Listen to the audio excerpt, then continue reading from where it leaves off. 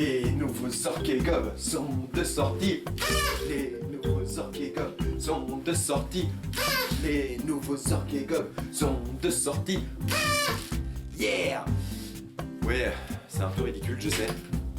Mais aujourd'hui, je vous fais une petite analyse du nouveau LA des orques et gobelins qui viennent de sortir. Wouh!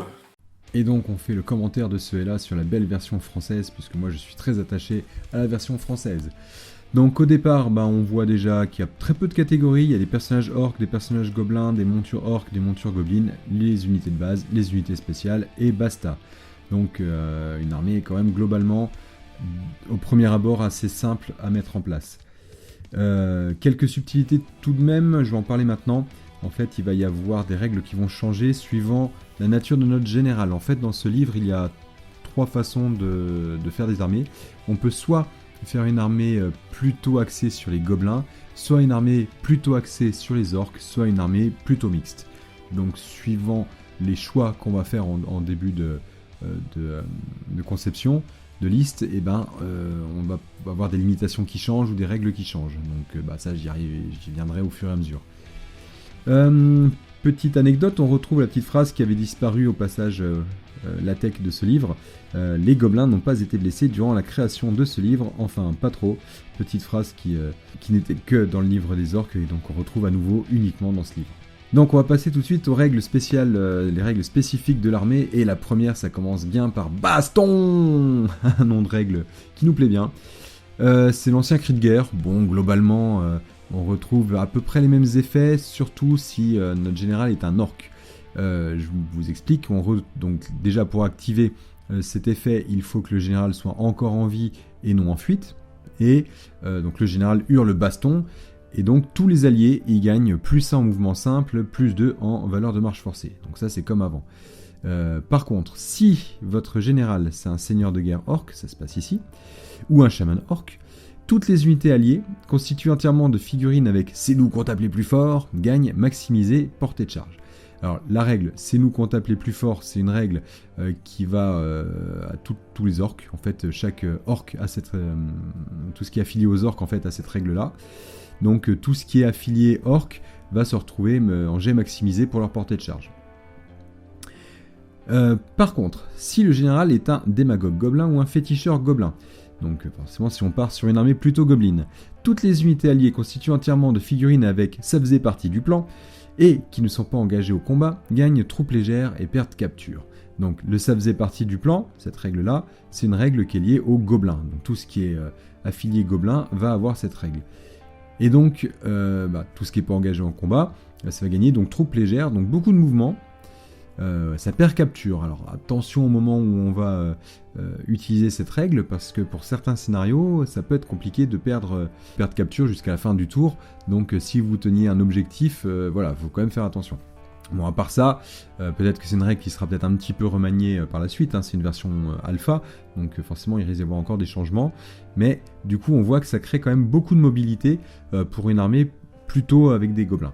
Alors les règles de figurines, donc on va retrouver le alpha de la portée, donc ça c'est une règle en fait qu'on va retrouver dans tous les régiments d'orques. Il y a juste les personnages qui n'auront pas ça. Donc toute unité avec cette règle doit acheter un champion si cette option est disponible. Donc on verra que quasiment je pense que toutes les unités qui ont la règle alpha de la portée ont accès à un champion.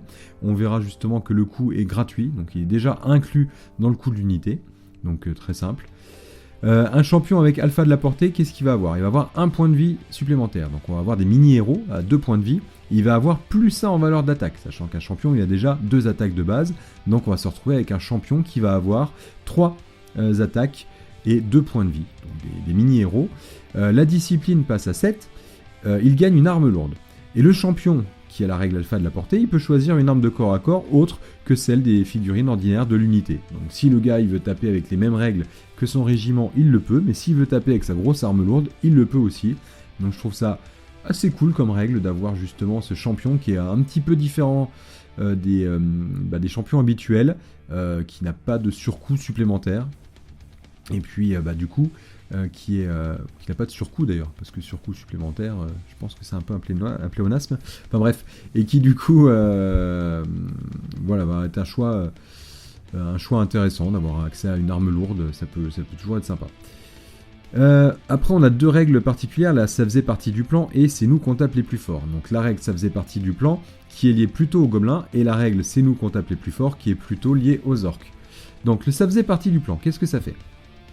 Donc toutes les unités entièrement constituées de figurines avec ça faisait partie du plan, donc toutes les unités entièrement constituées de gobelins. De toute façon on va pas pouvoir mixer les orques et gobelins, je vous spoil un peu mais on pourra toujours pas mettre de héros orques dans des unités de gobelins. Et l'inverse qu'on pouvait faire avant, on pourra plus le faire non plus, on pourra plus mettre de héros gobelins dans des unités d'orques. Donc comme ça va régler le problème. Donc qu'est-ce qui va se passer? Donc une unité qui a, ça faisait partie du plan, gagne maximisé sur leur jet de distance de fuite. Ah oui, les gobelins, ils fuient très très loin. Alors l'intérêt c'est quoi? C'est que avant de lancer le moindre dé, on peut choisir de rater exprès son test de morale et... sauf si on a plus de la moitié des figurines qui ont 100 peur, on peut aussi choisir de rater ses tests de panique. Donc avant de lancer les dés, si on s'aperçoit qu'on a perdu le combat d'un résultat trop fort, qu'on n'est pas indomptable, ou je ne sais quoi, ou que ça nous arrange, parce que ça peut être ça aussi, on peut choisir de ne pas lancer les dés et dire « Ok, je rate mon test de morale ». Dans ce cas-là, on gagne maximisé sur la jet de distance de fuite. Donc l'adversaire aura moins de chances de nous rattraper. Si on fuit volontairement face à une charge ou après avoir choisi de rater un test de morale ou un test de panique, elle réussit automatiquement le test de ralliement suivant. Ce point ne s'applique pas si l'unité est décimée ou fuit de façon involontaire. Ça veut dire que si on a décidé de fuir, les gobelins n'auront pas besoin de faire de test de commandement, de discipline, pour se rallier. Ils seront automatiquement ralliés. Donc ça c'est un concept totalement nouveau. Je n'ai pas encore testé trop cette règle-là. Je pense qu'il y a des tas de choses à faire, des espèces de fuites feintes, mais après avoir fait un round de combat, ou même plus ou moins des fuites feintes d'ailleurs, parce qu'on peut rater des tests de panique aussi. Si on a, voilà, enfin, je pense qu'on peut créer des, je sais pas, ça ouvre, je l'ai dit au départ, avec la règle baston, c'est que les unités de gobelins vont gagner des troupes légères, ils vont avoir plus de mouvement, et donc ça faisait partie du plan, va créer du jeu, forcément, en faisant fuir des unités. On peut, voilà, je sais pas, il y a avec la possibilité d'avoir par exemple un régiment de gobelins qui va fuir derrière, je sais pas, derrière un régiment de trolls ou derrière un monstre qui va se rallier automatiquement, et puis le monstre derrière, il va charger l'ennemi qui était engagé contre les gobelins. Enfin, je pense qu'il y a pas mal de petits trucs à faire avec ça. C'est à tester, à voir comment les joueurs vont adapter ça, mais je pense que ça peut être une règle bien marrante. Ensuite, c'est nous qu'on tape les plus forts.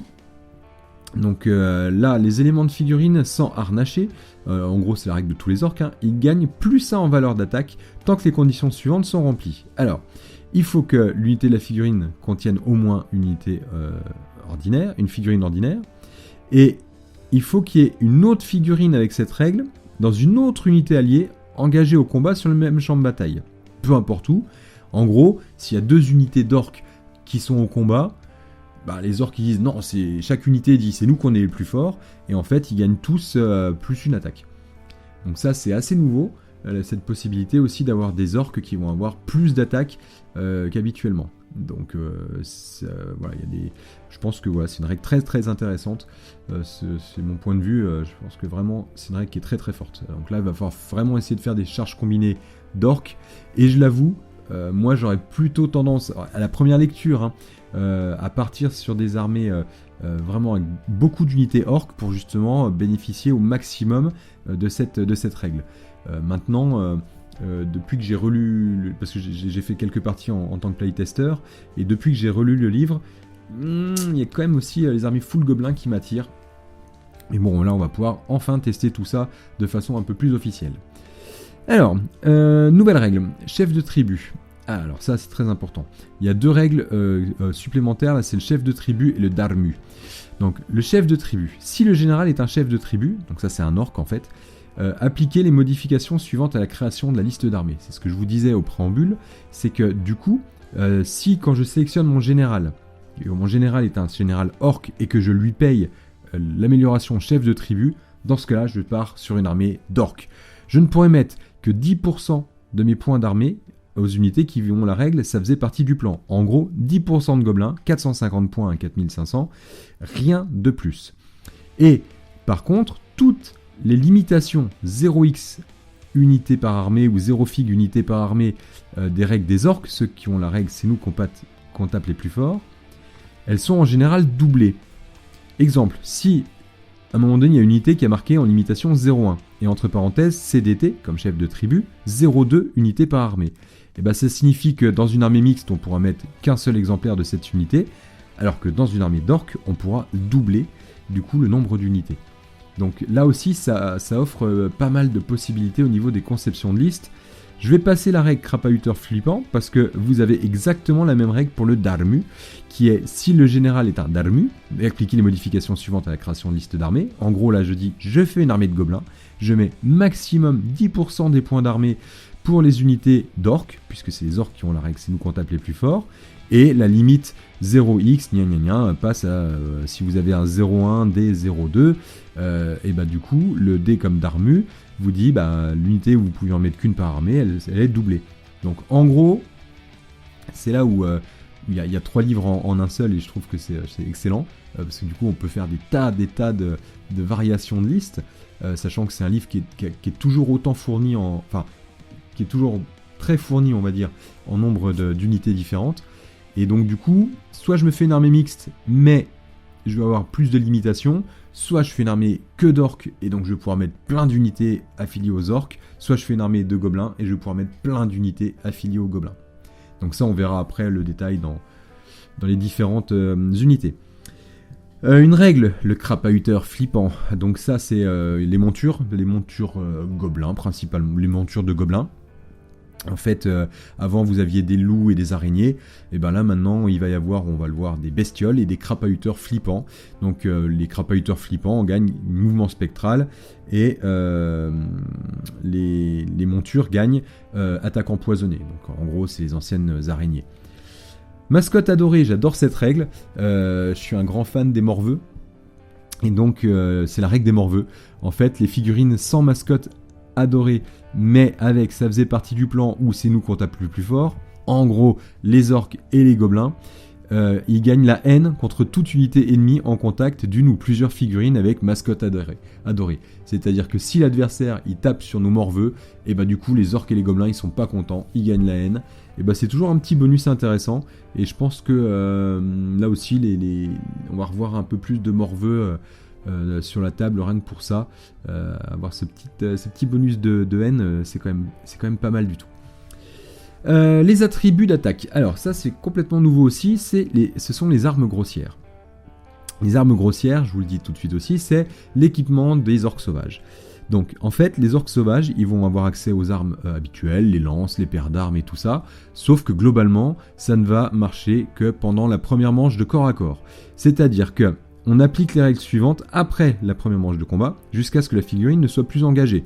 Elle ne peut plus bénéficier de parade, c'est-à-dire qu'en gros elle a cassé son bouclier au premier round, où son bouclier ne lui sert plus, où elle pense plus à l'utiliser parce que c'est un orc sauvage, mais en tout cas il n'aura plus la parade, et toutes ces armes comptent comme autant d'armes de base à tout point de vue.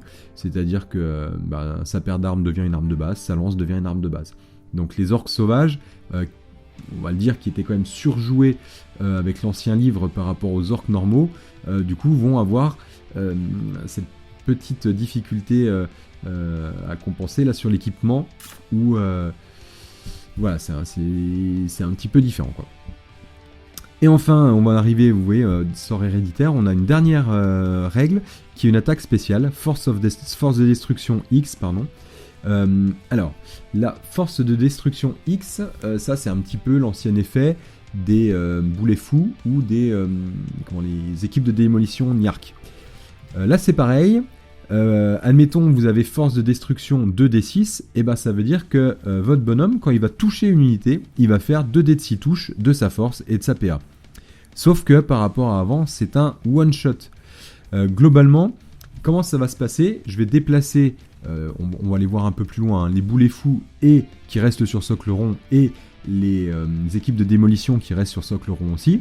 Ils vont se balader tranquillement, il n'y a plus de règles nawak ou de choses comme ça, c'est-à-dire que maintenant ils vont bouger de 3d6, on a beau faire des triples et tout ça, on s'en fiche. Et dès qu'on touche, alors 3d6 pour les gros, 2d6 pour les boulets fous, etc. Mais dès qu'on va toucher une unité, on va faire nos touches et on va mourir. Donc c'est un one shot. on garde toujours cet effet très fort. Si c'est l'adversaire qui nous passe dessus par un mouvement délibéré, par une charge ou autre, il va se prendre un des 6 touches supplémentaires. Donc une règle très très intéressante, je trouve.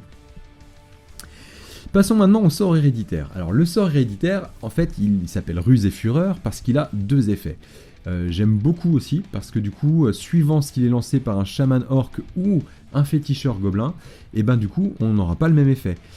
C'est presque même intéressant des fois d'avoir, dans une armée mixte, d'avoir un magicien de chaque qui peuvent prendre tous les deux leur héréditaire et suivant l'effet qu'on a besoin, on va plutôt le lancer avec l'orc ou avec le gobelin. Bon après, je sais pas si c'est si bien que ça vu qu'il n'est pas réplicable au détriment d'un autre sort, mais voilà, c'est quelque chose qui peut être envisagé. Alors, si c'est un orc qui le lance, on voit que c'est une amélioration, donc on va lancer ça sur une de nos unités. La cible gagne plus 1 pour toucher, et sa portée de charge, et sa distance de charge, sa distance de poursuite, sa distance de charge irrésistible augmente d'1 pouce. Donc on commence à voir que, ouais, avec ce sort héréditaire, plus l'effet du cri de guerre qu'on a appelé la baston, déjà on augmente de 2 pouces notre mouvement simple. Ça commence à faire pas mal, je trouve ça intéressant, et puis même quand on est au corps à corps, le petit plus 1 pour toucher, vu que, vous le savez, les orques et gobelins, ça n'a pas des capacités offensives et défensives très très fortes, et du coup, c'est toujours intéressant. Inversement, les gobelins, ils sont là pour maudire, donc un féticheur gobelin, il va mettre en malédiction sur une unité ennemie, moins 1 pour toucher, et on va réduire les distances de portée de charge, de poursuite, etc. Ça diminue de 1. Un petit peu plus dur à lancer parce que c'est une malédiction à 18 pas. Donc ça veut dire que le petit gobelin qui lance ça, il doit quand même être à 18 pas de l'ennemi pour le lancer. Donc un petit peu plus dur à anticiper sur une unité qui pourrait nous charger, qui est un peu lointaine, quoi. Donc ça c'est... là encore, moi j'ai l'impression que c'est plus fort pour les orques que pour les gobelins. Même si, sans l'effet du mouvement diminué de 1, le petit moins 1 pour toucher sur des gobelins en parade, il est pas mal aussi. Passons aux objets spéciaux. Alors, il y en a certains qu'on connaît déjà, il y en a d'autres qui changent. Le présage de l'apocalypse. Alors, avant, on gagnait 1 D3 en valeur d'attaque, de force et en PA. Là, ce que j'aime bien dans le concept, c'est que c'est plus aléatoire. Alors, elle vaut assez cher parce qu'elle est très forte. Mais du coup, on va gagner autant d'attaques que y a d'unités alliées autres que l'unité du personnage, d'orques, puisqu'avec la règle c'est nous qu'on tape les plus forts, qui est engagé au combat ou que ce soit sur le champ de bataille. Donc là, encore, ça veut dire que si à un moment donné vous avez combiné 3 charges d'orques et que vous avez un héros orc avec cette arme, et du coup il va gagner plus 3 attaques, plus 3 en force, plus 3 en PA. Un gros bourrin. Donc ouais, j'aime beaucoup, je vous dis, les armées d'orques. Animal Becter. Donc, très très fier de ce jeu de mots, j'avoue, c'est moi qui l'ai trouvé. Animal Becter, c'est une petite amélioration en fait à 50 points, une petite arme magique. Donc le gars il a son arme de corps à corps normale, mais en fait il a un arc de compagnie en fait. Quand il effectue ses attaques de corps à corps, alors il ne faut pas que ce soit une attaque écrasante, il doit porter en plus 3 attaques, force 5, PA2 au même palier d'initiative. Et pour 50 points, ajouter 3 attaques de force 5 et de PA2, moi je dis c'est très très bien. Passons aux enchantements. Tiens, c'est marrant, je suis en train de voir dans l'ordre qu'ils n'ont pas mis les armures, ils ont mis les étendards après. Bon, admettons. Non, moi je vais faire les armures. Enchantement d'armure, il n'y en a qu'un. La protection de Tazrek, donc l'équivalent plus ou moins de l'ancienne protection de Tuk-Tek, le nom du dieu a changé. Qu'est-ce qu'elle fait cette armure? Donc c'est plus 1 point de vie et la résilience passe à 6. Donc du coup, je suis en train de voir qu'il y a une petite erreur, là, je vais me le mettre en fluo, hop, au passage. Il me semble que, il faut que je vérifie, le terme c'est résistance. Mais bref, en tout cas, voilà, on a je suis en train de me dire même sur un gobelin, on peut imaginer un gros gobelin à résistance 6, ou un orc à résistance 6 avec plus 1 point de vie. Il y a de quoi faire quand même un général costaud, 75 points. Ouais, c'est pas si cher payé que ça, sachant que si on va un petit peu plus loin, on a toujours notre petit chapardeur de défense qui va bien. Pourquoi pas. J'aime beaucoup en tout cas. L'enchantement d'étendard. Alors, on a 3 bannières magiques. Donc la bannière de Noirvigne. Tiens, encore une petite erreur. C'est bien, c'est l'occasion de se relire en même temps. Il n'y a que les figurines avec... Alors, Fourberie Goblin, c'était l'ancien nom de la règle. Ouais, faut que je le change partout. En fait, ça, c'est la règle des gobelins. Maintenant, elle s'appelle, cette règle, on l'a renommée plutôt que Fourberie Goblin. On trouvait que c'était plus rigolo de mettre ça faisait partie du plan.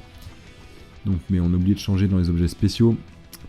Bref, les figurines Goblin, en fait, de l'unité, elles gagnent Guide des forêts. En plus, les attaques effectuées par les figurines ordinaires sans harnacher avec voilà, donc les gobelins, en fait, dans l'unité du porteur, gagnent attaque empoisonnée. Donc en gros, bah, vous allez voir, il n'y a plus de gobelins des forêts, il n'y a plus qu'un type de gobelin, mais du coup on peut encore avoir des unités de base avec des attaques empoisonnées ou des unités spéciales. On y reviendra. Le trophée des brise-crânes. Alors, unité qui compte comme unité spéciale uniquement. Ne peut pas être pris par des orques en fer. Alors, on se dit, si on a l'ancienne mouture du livre d'armée dans la tête, on va se dire, bah oui, mais il n'y a personne en fait autre que les orques en fer en unité spéciale qui peuvent avoir des bannières magiques. Et ben si, il va y en avoir. Je vous le dis maintenant, en fait, il y a certaines unités de base qui vont pouvoir devenir... le porte-étendard va pouvoir devenir grande bannière, et dans ce cas-là, l'unité va passer dans la catégorie spéciale. Du coup, on peut avoir une unité d'orques sauvages ou une unité de vétérans orques qui va passer en spécial avec cette bannière magique du trophée des brise-crânes. Un effet aléatoire, 50 points. Écoute, j'ai envie de dire que tout est bon là-dedans.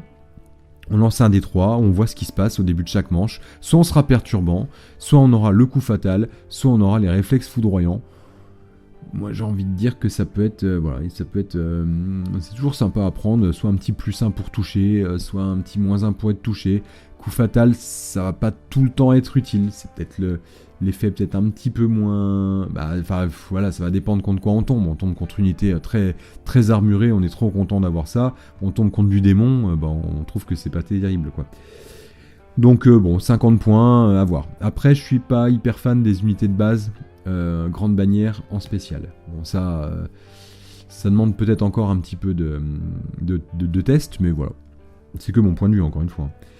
Et dernière bannière, le totem du seul roi, figurine avec ses nous comptables les plus forts uniquement, donc une bannière pour les orques.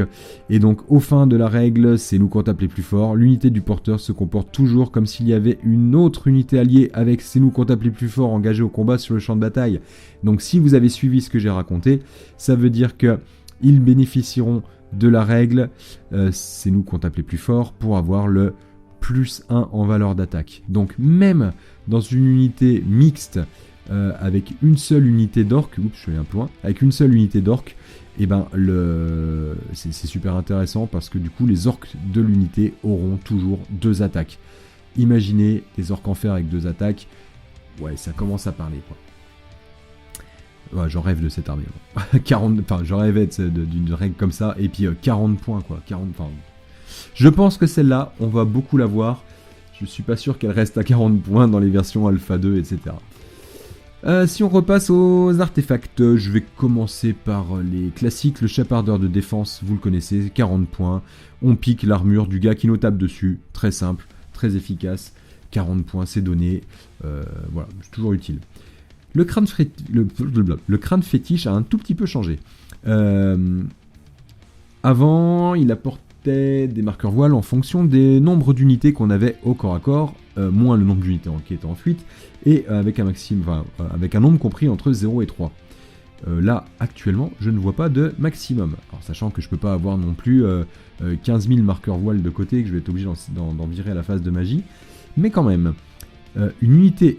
Donc, je vais ajouter un marqueur voile à chaque fois qu'une unité de gobelin, là aussi, il faut que je change, une unité de gobelin réussit un test de ralliement, sachant que si vous avez suivi la règle des gobelins, quand ils fuient volontairement et qu'ils se rallient, ils se rallient automatiquement. Donc, pour moi, ils réussissent leur test de ralliement, donc ils gagnent un petit marqueur voile. À vérifier si je me trompe pas. Je regarde en même temps parce que c'est vrai que c'est toujours intéressant ces petites questions. Si elle fuit, elle réussit automatiquement le test de ralliement. Donc là, à chaque fois qu'elle réussit éventuellement automatiquement son test de ralliement, hop, un petit marqueur voile. Et puis à chaque fois qu'une unité d'orc réussit un mouvement de charge, hop, un petit marqueur voile. Donc là, 65 points, c'est toujours un très bon objet, histoire de faire des bonnes phases de magie bien crades. Et donc il nous reste deux petits objets. Le croque-monstre à 60 points, très très fort aussi. Un féticheur gobelin maître magicien uniquement, donc plutôt pour une armée de gobelins.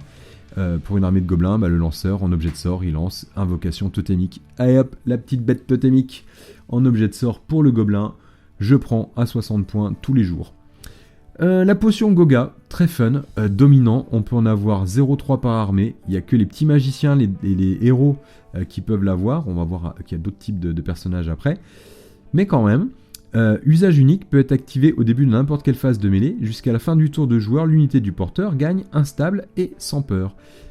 Alors ça, c'est là aussi où tous ces petits points de règle là me font dire qu'une armée full gobelin avec plusieurs potions Goga dedans, ça commence à faire des packs de gobelins instables. Les gobelins c'est pas cher. Vous voulez des hordes de gobelins qui envoient des masses d'attaque, alors la force est naze, mais quand même qui envoie plein d'attaques et puis du coup qui est instable et sans peur. Moi je trouve que c'est intéressant. Enfin voilà, 20 points en plus c'est pas cher. Ouais, franchement il y a sûrement des trucs à faire avec ça.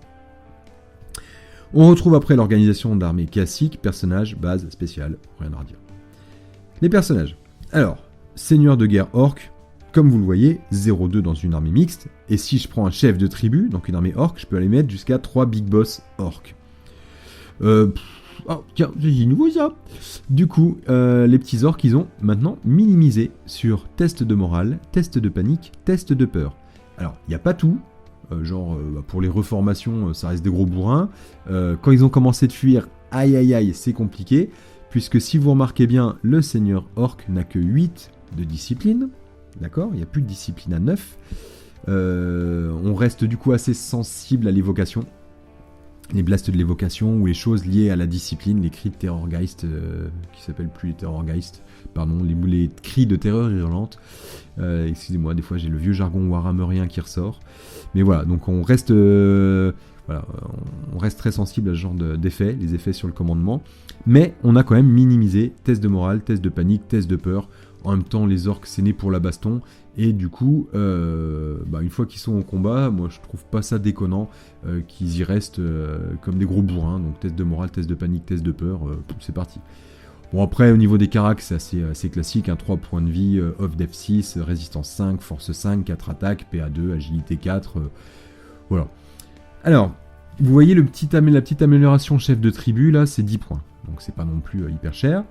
On doit choisir. Alors, c'est là où on commence à voir qu'il y a quelques subtilités. Général uniquement, général uniquement, général uniquement. Et la dernière option, c'est orc en fer solitaire. Donc, on ne peut avoir que un seul personnage orc dans un pack. Le général. Puisque les orcs en fer solitaire, comme leur nom l'indique, ils vont être solitaires. Orc vétéran, alors on retrouve en fait nos familles d'orcs, avec les effets qui vont avec. Je commence par le classique, le vétéran. Le vétéran il est en bas, normal c'est l'ordre alpha. Il gagne exclusif, donc lui il va pouvoir aller que dans les unités d'orc vétéran, et il gagne son armure lourde. Bon. Le sauvage, il gagne exclusif que les orcs sauvages, il va gagner une armure légère, et donc on va retrouver la frénésie et l'ardeur guerrière de l'orc sauvage. Attention, il n'y a plus l'égide. Ça, c'est quand même quelque chose qu'il faut souligner. Et puis donc, l'orc en fer, il va être exclusif...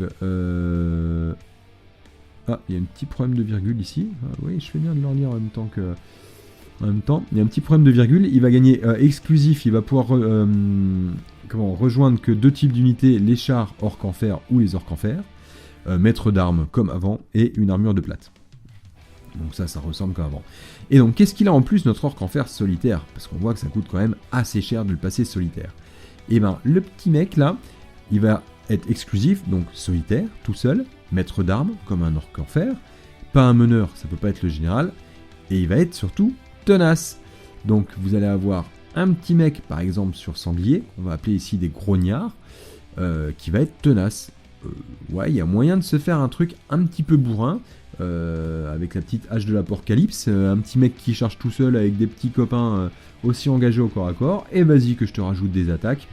Bon, après vous retrouvez la panoplie habituelle, un bouclier, paire d'armes, lance de cavalerie, arme lourde. Bon, rien à dire jusque là, 200 points d'objets spéciaux, rien à redire. Donc vous voyez, le sanglier devient le grognard, le char à sanglier devient le char à grognard, uniquement pour les orques en fer, ou l'orque en fer solitaire, et vous avez toujours la vouivre. Voilà, bon, après rien de bien original. Le chaman orc, il n'a pas changé, il n'y a plus qu'un type de chaman orc, pas d'orc sauvage, pas de truc comme ça, donc plus de chaman orc avec une invue gratuite, il va falloir lui payer son invulnérable maintenant. Bon, je trouve pas ça hyper choquant non plus. Qu'est-ce que je retrouve dans les règles? C'est nous qu'on tape les plus forts, donc l'orc exclusif, il peut aller... Alors oui, on voit que le chaman orc, il est exclusif, c'est nous qu'on tape les plus forts, trolls. Les trolls, ils vont être justement, ça va être un régiment qui va être capable d'accueillir des héros. Parce que les chamans orcs, sinon, ils peuvent aller que dans les unités d'orcs. C'était déjà le cas avant, parce qu'il y avait une histoire d'insignifiant, on pouvait pas mettre les orcs dans les gobelins, mais la réciproque est vraie aussi, maintenant. Et lui aussi, il a son petit test minimisé, morale, panique, peur. Lui aussi peut être chef de tribu, paire d'armes, armure légère, le grognard, le char, la vouivre, bon, rien à redire, les mêmes domaines de magie, je passe très vite. Les personnages gobelins. Alors, un peu plus de trucs à dire. Ah oui, cela dit. Vous voyez le héros orc? Non. Pas de héros orc. Donc, pas de grande bannière orc. Ça, c'est un petit point à souligner quand même. Personnage gobelin. Donc, nous passons au démagogue gobelin. Bon, c'est un mixte entre le... C'est un mix, pardon, entre le héros orc et le seigneur. En gros, maintenant, voilà, il a ses 3 points de vie. Il est un peu moins fort, je crois, que l'ancien seigneur gobelin. Il coûte bien moins cher aussi, 90 points. Donc, voilà, il a quand même ses 3 points de vie. Il a peut-être les stats de l'ancien héros avec 1 point de vie en plus et 15 points en plus. Un truc du style, je pense. Donc, il a la règle des gobelins. Il est exclusif, il peut rejoindre que les gobelins et les trolls, comme l'orque tout à l'heure. On peut voir qu'on peut en mettre que 3 par armée, 6 dans une armée où le général est un darmu, donc y compris lui. 6 petits héros comme ça à 90 points dans des packs de gobelins qui tapent comme des moules avec les objets magiques pour qu'ils soient instables ou sans peur. Je me dis qu'il y a des trucs rigolos à faire. C'est pour ça que l'armée de gobelins, je la garde dans un coin de la tête. Qu'est-ce qu'on retrouve? Alors, les jardins gobelins, nouvelle règle. Donc ça, c'est quelque chose inspiré du fluff. À la fin de l'étape 6 de la séquence de pré-partie, comme habituellement pour ce genre d'effet, on choisit un type de terrain. Champ, forêt, ruine, terrain aquatique. Toutes les figurines, alliées comme ennemies, elles considèrent les décors de ce type, donc s'il y a plusieurs forêts, c'est toutes les forêts, comme des terrains dangereux 1. Et les figurines qui considéraient déjà ce type de terrain comme un terrain dangereux 1 le considèrent désormais à la place comme un terrain dangereux 2. Et toutes les figurines alliées avec la règle Fourberie Goblin, qui est en fait la règle... la règle, ça faisait partie du plan, gagnent guide, ou guide, c'est le terrain choisi. Donc, si on choisit... Alors, cette option, on peut l'avoir que si on joue une armée full gobelin. Si on joue une armée full gobelin, qu'on lance un cri de guerre, qu'on ait troupes légères, tout ça, on va pouvoir se balader comme on veut. On peut être guide de toutes les ruines de la table. On peut pourrir les ruines pour l'adversaire. Enfin, voilà. Voilà. Quand je vois toutes ces petites options, je me dis, ouais, faut vraiment que j'essaye, au moins, pour me rendre compte, de voir si, à la lecture comme ça, je me dis, ouais, ça peut être sympa. À voir si sur table, c'est vraiment bien. Eux, ils peuvent avoir une grande bannière. Donc, la classique. Blablabla, bouclier, paire d'armes, tout ça on connaît. La bestiole, c'est l'ancien loup. Char à bestiole, c'est l'ancien char à loup. Le monstre de poche, les autres montures. Et on garde quand même la gargantula, qu'on pourra avoir seulement une fois par monture. Je reviendrai dessus un petit peu plus loin. Alors, elle n'a pas le même effet, mais on verra dans les montures. Bon, après, on retrouve notre féticheur gobelin habituel, pyromancie, sorcellerie, thaumaturgie. J'ai un petit faible pour la sorcellerie, surtout avec les stats nazes des gobelins. Voilà, on a direct 3 PV, ça y est. Donc le féticheur doit être un tout petit peu plus cher, mais il a quand même son 3ème point de vie. Lui aussi, il peut rejoindre les trolls. Il peut être aussi d'armu. Il n'aura pas les jardins. Bon, c'est un peu dommage de mettre le féticheur... Ah oui, cela dit en passant, vous remarquerez que ce soit le féticheur ou le démagogue, la discipline est bloquée à 8. Les gobelins n'ont pas la règle minimisée sur les tests de discipline et tout ça. Donc les gobelins, ça peut fuir assez facilement. L'idée d'avoir le petit objet où finalement on est sans peur, on teste en 8 relances, voilà, ça reste honnête. Il y a des fois, il faut se dire, bon bah là je le sens pas, je décide de fuir, enfin voilà quoi. Attention quand même au commandement. On retrouve le classique, j'ai envie de dire, des équipements du féticheur gobelin d'avant. Alors, nouvelle entrée, le Seid Gogtuk, c'est imprononçable ce truc. 4 par armée, 8 dans une armée de gobelins. Et ça, c'est rigolo. On retrouve un petit gars à 2 PV,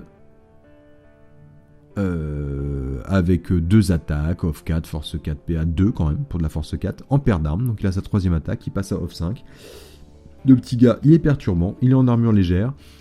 Dissimulé, vous savez, c'est la petite règle des assassins et tout ça pour le planquer dans un régiment. Il peut rejoindre que les unités de gobelins. Par ici, le bestiau, je vous l'explique tout de suite. En fait, si on choisit de le faire apparaître dans une unité de cavalerie, il pique la monture en fait d'un gars. Pas un meneur, ça peut pas être le général. Rattaché, il est forcément dans une unité. Repli tactique, oui, parce que du coup, et troupe légère, parce que du coup, on peut le mettre dans une unité de cavalerie, donc ça serait dommage qu'il ait pas la même règle que la cavalerie qu'il va rejoindre. Qu'est-ce qu'il peut devenir? Alors, là, il y a plein d'options limitées dans une armée de gobelins qui passent à 6, limitées dans une armée mixte qui passe à 6 pour une armée de gobelins. Alors, sachant qu'il y en a, puis ça vaut que dalle, hein, vous voyez, 40 plus 10 pour un boulet fou, 50 points. Je vais commencer par le boulet fou. Alors, le boulet fou ne fait plus un des 6 touches de force 5, PA 4 ou 1, ouais, ça doit être ça. Il va plus être lâché automatiquement comme avant, etc. Lui, il est très particulier. À tester. J'ai pas encore testé. Donc, on perd toutes les règles de figurine. À la place, on gagne force de destruction 2d6. Comme je l'ai expliqué tout à l'heure, si le gobelin il touche un régiment, il meurt, il va faire ses 2d de 6 touches, force 4, PA2, rideau. Attention, c'est boostable à la magie.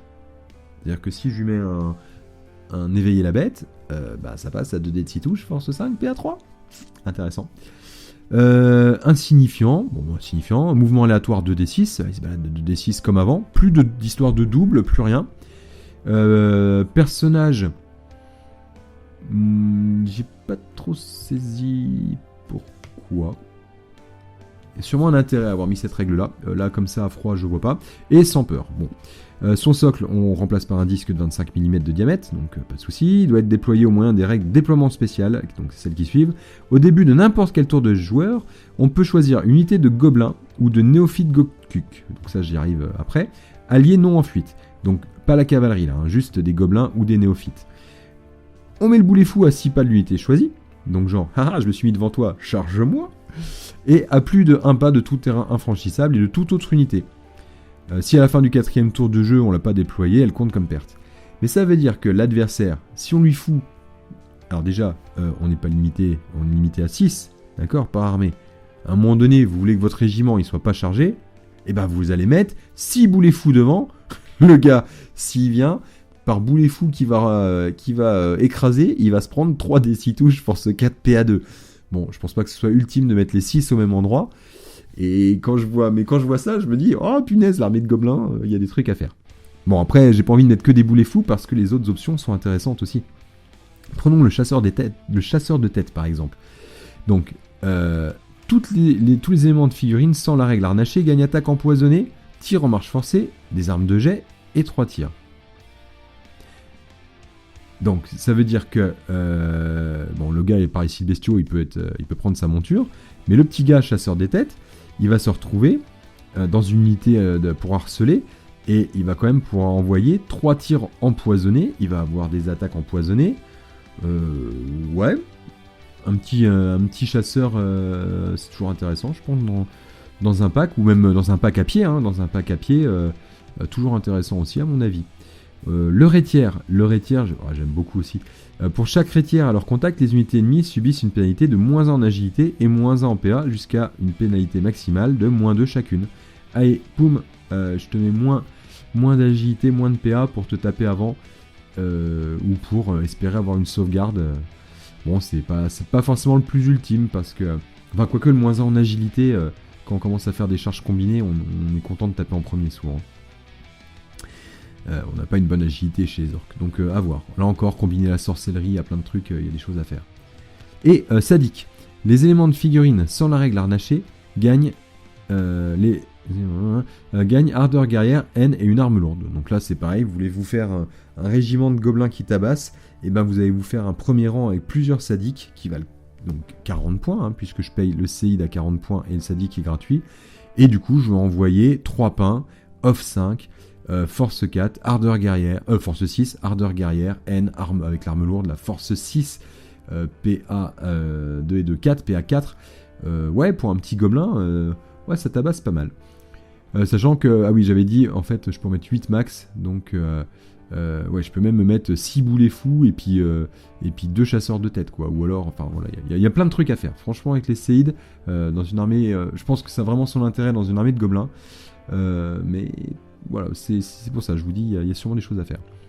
Bon, les montures, le sanglier comme avant, je reviens pas dessus. Le char à sanglier comme avant, je reviens pas dessus. Si, pardon, je reviens dessus parce que il a perdu une touche d'impact. C'est le même, sauf que l'orc qui est tout seul dans son char.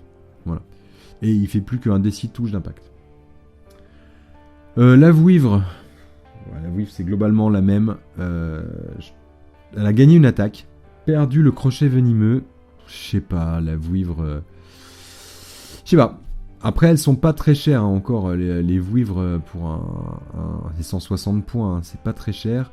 Mais vu que les vouivres, il n'y a que les orques en fer solitaires, alors ça fait déjà 180, plus 95, plus 160. Tant qu'on aura ce général uniquement, parce que j'aurais bien mis un petit orc sur vouivre, mais pas un général.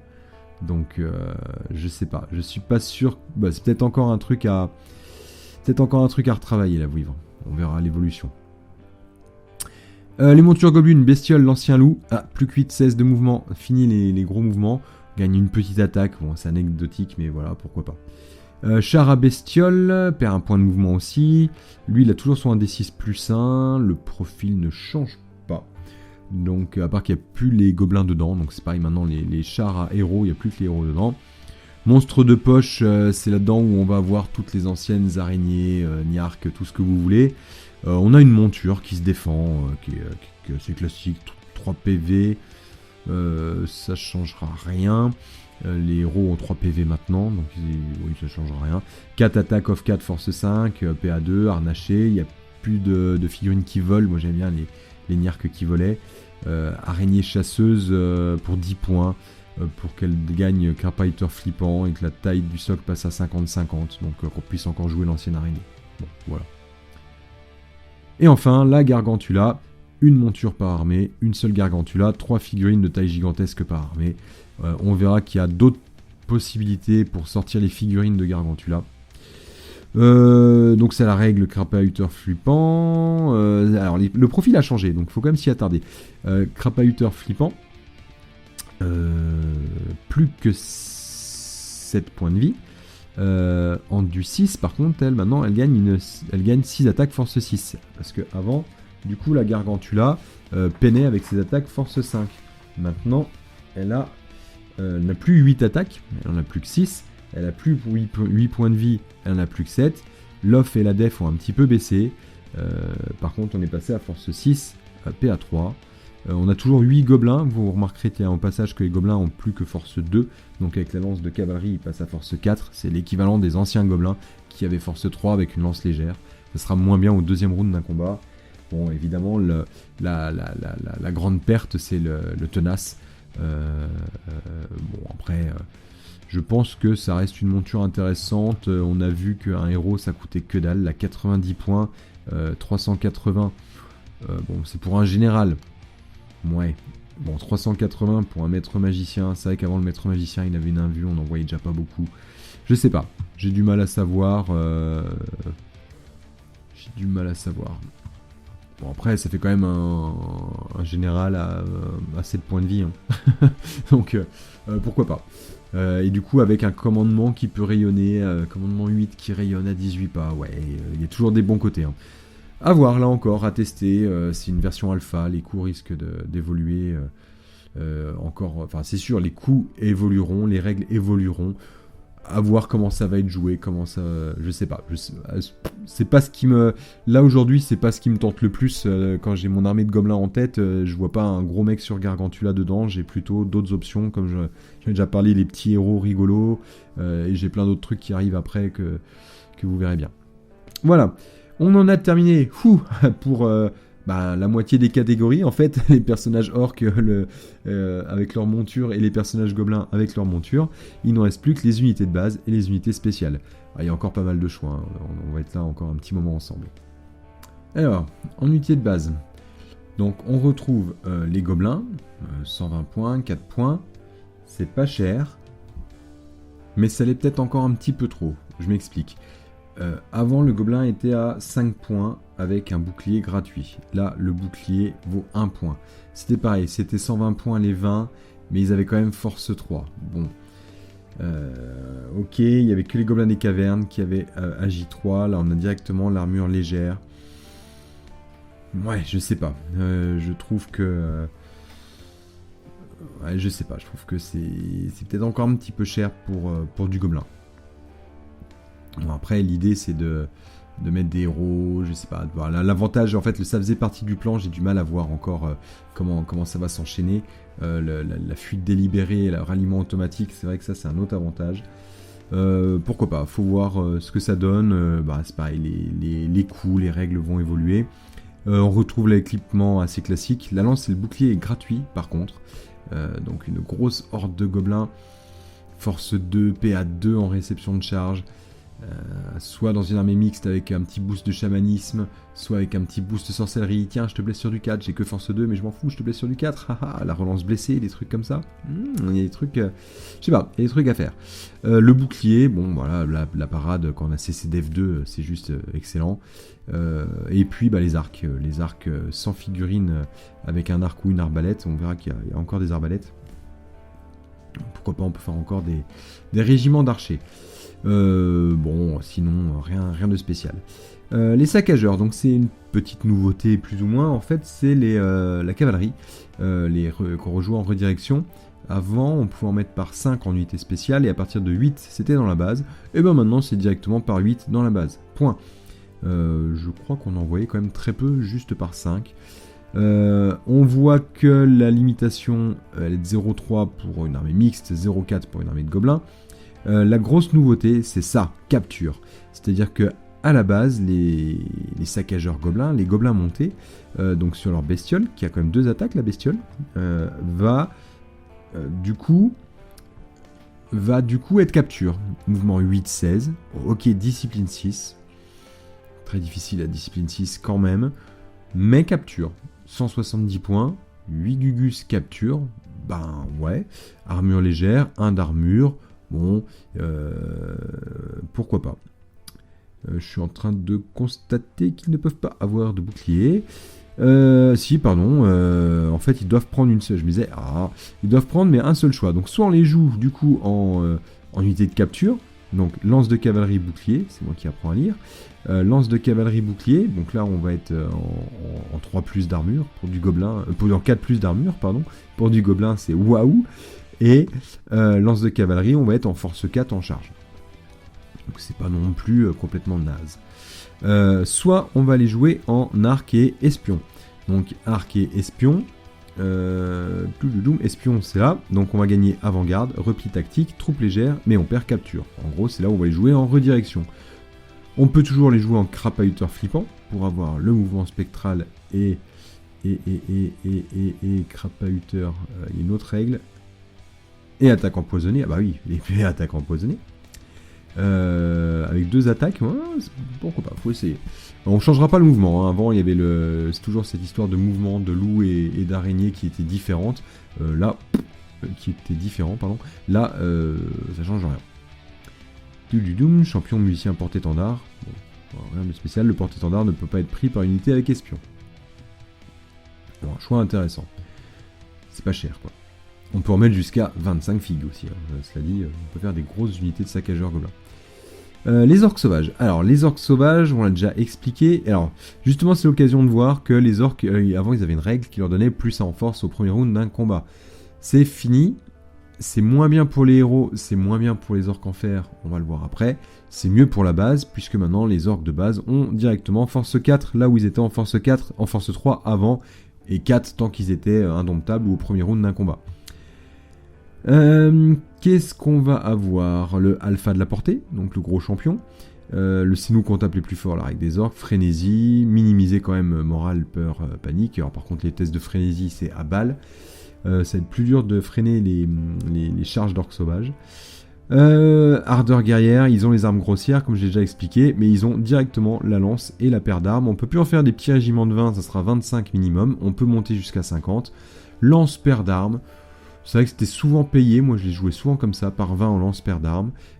C'est toujours intéressant, ça marche qu'un round de combat, mais voilà, c'est à tester. On peut avoir un petit bouclier en plus, on peut avoir des arcs en plus, et là, c'est là où je vous disais, on a le champion qui est gratuit, donc le coup 235 est déjà le champion dedans, musicien porte-étendard 10, l'enchantement d'étendard comme d'hab, et donc on peut avoir une grande bannière, donc le porte-étendard devient grande bannière, il peut acheter un deuxième enchantement d'étendard, comme une grande bannière normale, c'est gratuit, par contre l'unité passe en unité spéciale.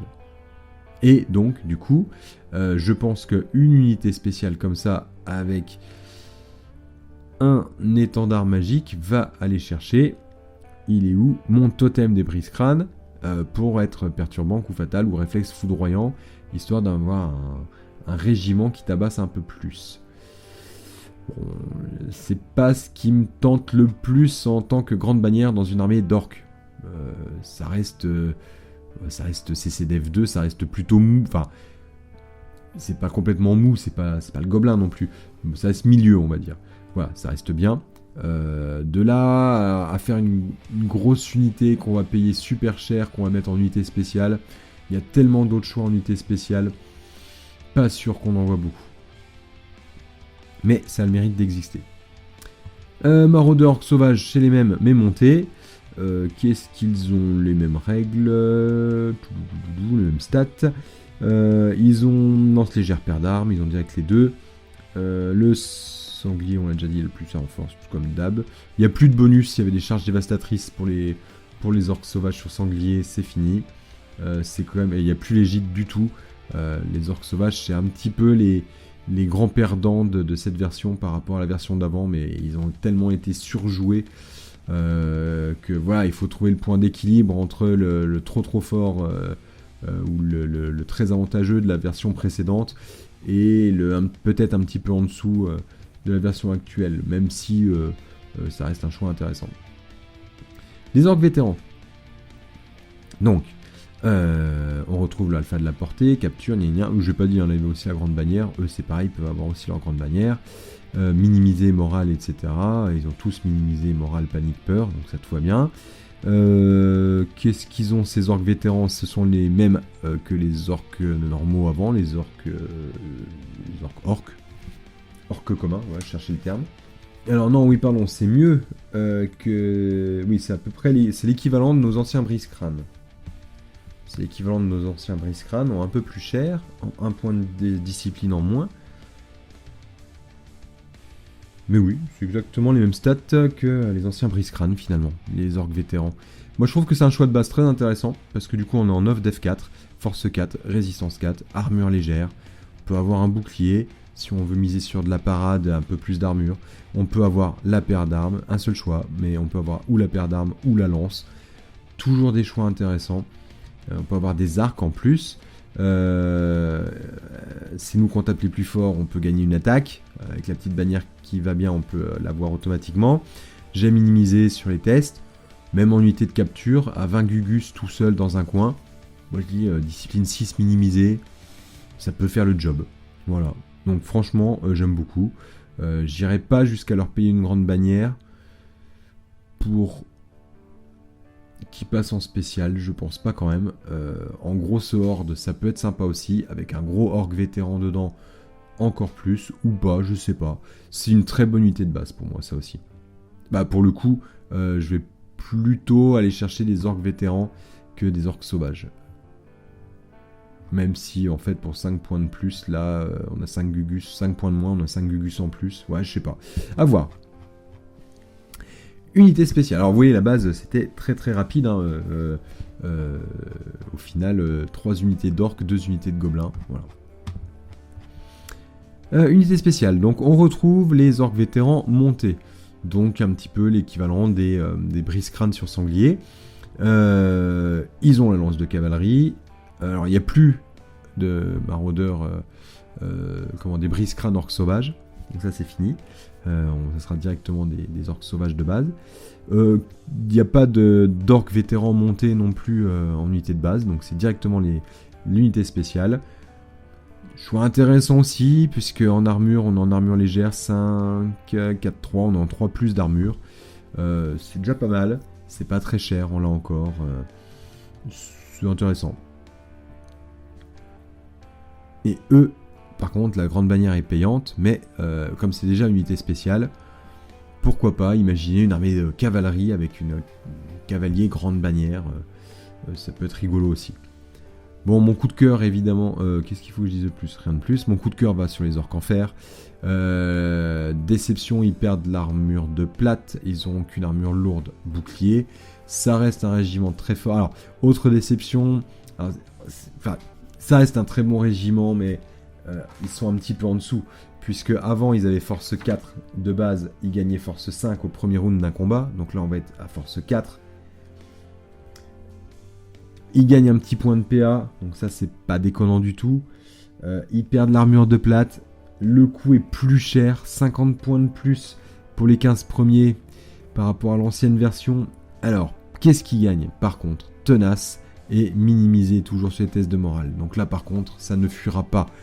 Donc ces 50 points, ils les valent. Le champion est déjà inclus dedans. Donc au final, ça fait que 40 points d'écart. Un champion qui envoie quand même 3 pains.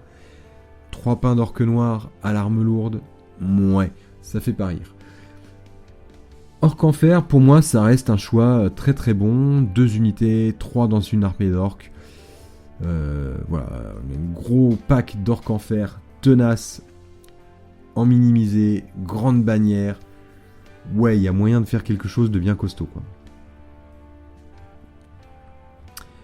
Les chars. Alors, les chars orques, ils ont changé. Maintenant, ce sont des chars orques en fer.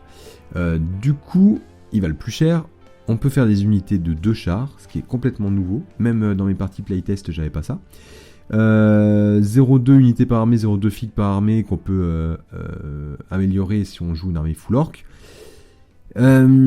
Minimisé, toujours intéressant. Alpha de la portée, donc c'est des figurines ordinaires. Ça veut dire que si vous chargez avec un régiment d'orques et un ou plusieurs chars orques, les orques dedans vont avoir plus d'attaque. Vous remarquez que les orques dans le char, donc ce sont des orques en fer, avec maître d'armes, arme lourde, paire d'armes. On a des gars sur char qui envoient une, donc il y en a 2, ça fait quand même 2 attaques. Si jamais il y a une autre unité d'orques aussi au combat, ça en fait 4, off 5, ils peuvent monter à force 6, PA 4. Pour un char, c'est quand même pas mal du tout. Ok, plus qu'un des 6 touches d'impact. Toujours le grognard qui va avoir sa charge dévastatrice à force 5, PA 2. 4 PV, endu 5, armure lourde 2 d'armure, résistance 5. On gagne 1 point de CCDF, on gagne 1 point d'armure, on a un char en 3 plus d'armure. Ça vaut le changement de coût, c'est intéressant, très intéressant. Minimiser discipline 7, franchement très très très bon. Le champion est gratuit pour les unités de 2 figurines uniquement. Je sais pas si c'est mieux par 2 ou en 2 x 1. Le changement de coût, honnêtement, moi je préfère en avoir 2 x 1 qu'une fois 2 pour 5 points de plus. Parce que si mes 2 chars indépendants chargent, ça fait 2 unités au combat. Et donc ça m'augmente mon nombre d'attaques. Par rapport à là où si j'ai une unité de 2 chars, bah ça augmentera pas le nombre d'attaques des orques dedans. Puisque j'aurai qu'une unité avec alpha, avec c'est nous qu'on tape les plus forts au corps à corps. Maintenant... je suis en train de dire des bêtises parce que maintenant le champion est gratuit et il a alpha de la portée. Donc... Hop. Alors là, j'ai un point de règle qui risque de changer, que je découvre, parce qu'il n'y avait pas ça dans la version playtest. Champion, plus un point de vie. Ah, ça veut dire qu'il n'y a pas de max. Bon, ça va être modifié à mon avis un jour. Enfin, ça restera pas. Parce que ça veut dire que là... du coup le choix de char, vous voyez, je le découvre en même temps que je fais ma vidéo, le choix double char, ok, je gagne un champion, donc ça veut dire que je vais avoir un char à 5 points de vie, et que y a un des orques en fer champion qui va avoir du coup 3 attaques en maître d'armes. Ouais, à voir. L'autre peut être porte-étendard en plus, donc je sais pas, ouais, ça peut être intéressant par deux, à tester, là encore, enfin, j'ai envie de tout tester dans ce type. Une nouvelle unité, les néophytes Goktuk. J'adore le concept. Discipline 7, c'est vachement bien pour du gobelin, parce que ça faisait partie du blanc, ça faisait partie du plan, vous l'avez deviné, cette unité de gobelin, en capture, embuscade. Alors là, du jamais vu chez les peaux vertes. Unité capture embuscade, je pense que ça peut changer pas mal la donne. 0-1. Moi, mes 450 points de gobelins, si je fais une armée d'orques, peut-être que je vais en utiliser pour aller chercher une unité de néophytes. 2 unités dans une armée full gobelin. Oh, il y a des choses à faire, quoi. Et après, c'est pas tout. Une attaque de gobelins à force 3 PA1. Empoisonné, ils ont des armes de jet. Empoisonné, du coup. En paire d'armes. On passe à 2 attaques. Ils peuvent être infiltrés. Pour gagner cible difficile, éclaireur, guide, tirailleur, troupe légère. Bon, ils perdent capture, mais ça peut faire voilà, un autre type de régiment intéressant.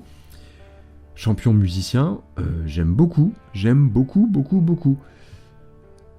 Je l'ai pas testé dans mes parties en playtester parce que j'avais fait des armées full orc et puis j'ai eu très peu l'occasion de faire dans la deuxième version, et dans la première version de playtest, il n'y avait pas cette unité. Mais quand je l'ai vu, je me suis dit, ça doit être... voilà. Donc ça, je pense qu'on va en revoir. Ne serait-ce que la petite unité capture embuscade sur des scénarios type percé ou voilà, où aller capturer un objectif à l'autre bout de la table, ou pour aller chasser un mage, parce que je suis désolé, un pack de 20 gobelins comme ça pour un mage haut elfe dans 10 archers, je pense que ça peut faire la blague, ça peut venir le chercher, quoi. Donc voilà, Néophyte Goktuk, à mon avis, très très bien, très très bon choix. Les chars gobelins, bon, les chars gobelins, c'est un petit peu les mêmes qu'avant, ils ont perdu un point de mouvement, c'est très dommage parce que la charge à 9, ça zonait très très loin, charge à 8, ça reste très fort, toujours course rapide, toujours troupe légère, ils gagnent l'avantage par... Non, pareil, j'allais dire l'avantage du cri de guerre, de la baston, ils l'ont aussi, le petit plus 1 en mouvement, ils l'avaient déjà, donc ouais, là, ok, ça change pas. Bon, je pense que au niveau des stats, 4 points de vie, CCDF 2, résistance 4, tout ça, je vérifie en même temps, c'est pareil.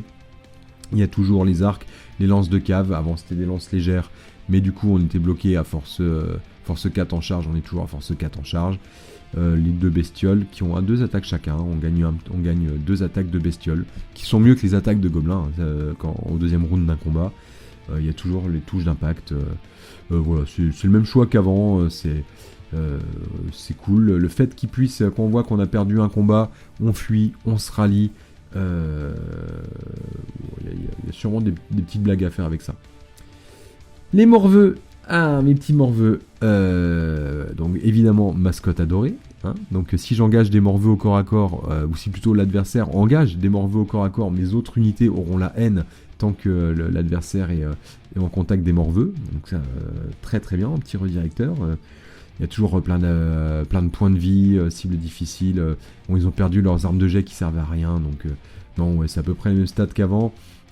Éclaireur, toujours, tirailleur, troupe légère, cible difficile, enfin top. 90 points, mais j'adore. Une de mes entrées préférées, la carriole de Morveux. Alors, je suis un fan du mouvement aléatoire. Ça m'énervait quand je jouais l'ancien livre de faire des fois des triples au moment où il fallait pas, alors que la carriole de Morveux était à 4 pas du flanc d'une autre unité, faire un triple puis elle part complètement à l'opposé, ça me frustrait à fond. Là, c'est un vrai mouvement aléatoire, 3d6. Ok, il n'y a plus l'appui sur le champignon, mais il n'y a plus de mouvement là, il n'y a plus de triple, donc c'est top. C'est instable, insignifiant, ça change pas. Qu'est-ce qui change et qui fait que j'adore ? 5 PV au lieu de 4. Déjà, ce 5e point de vie, c'est du pain béni. Il y a toujours les petites attaques insignifiantes des mecs, mais par contre, ça c'est génial. Attaque de broyage. Même si je me fais charger par un truc qui est un petit peu mou ou par un truc qui est un petit peu lent, et ben je pourrais faire mes 2 des 6 touches, force 4, PA3. Et ça, c'est génial. Je vous rappelle qu'on a accès à de la sorcellerie, donc un truc qui tape un petit peu vite, pim, un petit -2 en agilité. Ce qui fait que un chevalier de l'Empire, une unité de chevalier qui me charge, si je lui ai mis -2 en agilité, elle me charge plus. Elle va se prendre 2 dés de 6 touches, force 4, PA3. Mais voilà quoi. C'est génial. L'inconvénient du mouvement aléatoire, le fait de s'arrêter des fois à 3 pas d'une unité, c'est compensé par le fait que l'autre, du coup, s'il me charge, il se prendra quand même du broyage quoi. Je suis fan. 110 points, mais... pour moi, c'est génial. J'en joue 2 systématiquement, quoi. Mascotte adorée, hein, d'accord. Donc si en plus je charge avec une autre unité en même temps qu'une carriole de Morveux, oh j'ai la haine. Génial. Voilà. À mon avis, je sais pas si ça restera comme ça ou pas. Ça tombe vite, hein. C'est un peu du one shot, mais c'est bien, c'est trop bien. Insignifiant, donc même si on le tue, on s'en fiche à côté. Enfin, moi j'adore. Les Niarques, à peu près les mêmes qu'avant, un petit peu moins forts, un petit peu moins cher du coup. Avant ils avaient CCDF 4, maintenant ils sont en CCDF 2. C'est la seule différence. Qu'est-ce que... toujours 5-10, discipline 5. Ils bénéficient plus du bonus de... ils sont standard bêtes, ils l'avaient déjà pas alors, avec l'ancienne version, donc je dis des bêtises. Donc non, ça change pas grand chose. Ce qui va changer, ce sont les bondisseurs qui passent en tirailleurs. Alors je suis moins fan. Il n'y a plus le petit gobelin au-dessus quand on les transforme en bondisseurs, ils ont toujours le vol. Donc du coup ça règle le problème des attaques de soutien qui étaient faites par les montures. Maintenant c'est clair, il n'y a plus de cavaliers. Tirailleurs, on en met moins, je sais pas, on en met moins en contact, c'est un peu plus large. Moi c'est ça qui m'embête un peu, le côté tirailleur, le fait qu'il n'y ait plus d'armure. C'est moins cher, par contre, c'est 2 points par figue. Je sais pas, j'aime beaucoup les Niarques de toute façon, on peut toujours faire des packs de 40, il y a toujours des blagues à faire avec ça, agilité 4, 2 attaques force 5, ça reste une bonne unité, voilà, j'ai envie de dire, c'est pas cher. Mon deuxième coup de cœur dans les unités spéciales, l'équipe de démolition, force de destruction, d'accord, donc one shot, mais que 90 points, c'est donné. 90 points, c'est donné. J'ai un truc qui bouge aléatoirement. Si je touche l'adversaire, et qui peut plus revenir dans ma tronche, parce qu'avant ça c'était quand même un sacré handicap. Là, ça va bouger aléatoirement où je veux, comme je veux. Ça veut longer une unité, ça longe une unité. Ça veut aller taper une unité, ça va taper une unité. L'adversaire, il est toujours obligé de dépenser beaucoup de ressources pour éliminer les 2, parce que ça se joue par paire, les 2 que je vais mettre dans mon armée. Parce qu'il va mettre des blasts magiques, il va mettre des tirs en cible difficile, en du 4, et il va mettre de l'énergie, et pendant ce temps-là, les autres unités, elles sont safe, et puis soit il les a dézingués au tir, et il a dépensé beaucoup de points pour tuer 2 fois 90, soit malheur à lui, il en laisse un PEV, qui va venir toucher son régiment, qui va prendre 2 dés de 6 touches, force 6, PA3, et même pire, si on envoie un petit peu ce genre d'armée sans tir ou sans blast, dans mon dernier tournoi j'ai joué un homme bête hyper offensif, et tiens, je te fous mon équipe de démolition droit devant la tronche, tu fais quoi? Tu charges, tu passes à travers ou tu passes pas à travers? Tu passes à travers, tu te prends 3 d 6 touches force 6 PA3. Personne n'a envie de se prendre 3 d 6 touches force 6 PA3. Le mec il fait une charge ratée, il écrase mon équipe de démolition, pareil. Le gars il veut charger, il y a une équipe de démolition devant lui, soit il charge et il se prend toutes les touches, soit il charge plus, en gros il charge plus. Non mais franchement, trop bien l'équipe de démolition. Mes petits trolls, comment dire, pour moi, alors la fin de la stupidité, très bien. Ok, je comprends, c'est une règle. Puis c'était tellement battle, les trolls stupides, le vomi de troll. c'était tellement battle, je peux comprendre qu'on n'ait plus le vomi. Mais, je sais pas, je trouve ça globalement mou. À tester là encore, je sais pas.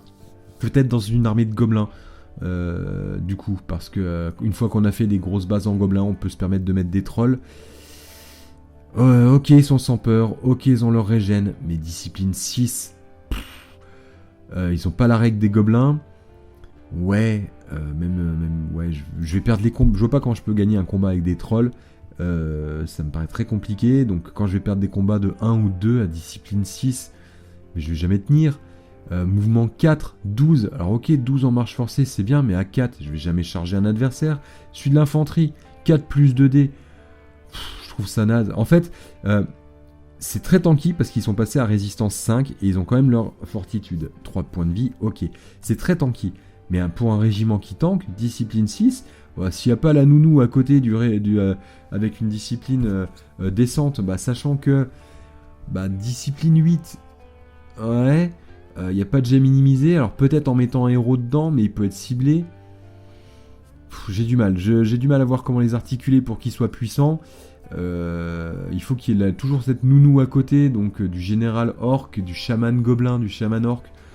Je sais pas, en nounou de chaman, je trouve pas ça, parce qu'on pourrait se dire, bah oui, c'est un petit régiment, je mets 3 trolls à 165 pour accompagner un chaman, mais bon, ouais, non, je suis pas fan, c'est pas troupe légère, c'est 4-12, ça bouge rien, y a pas de musicien,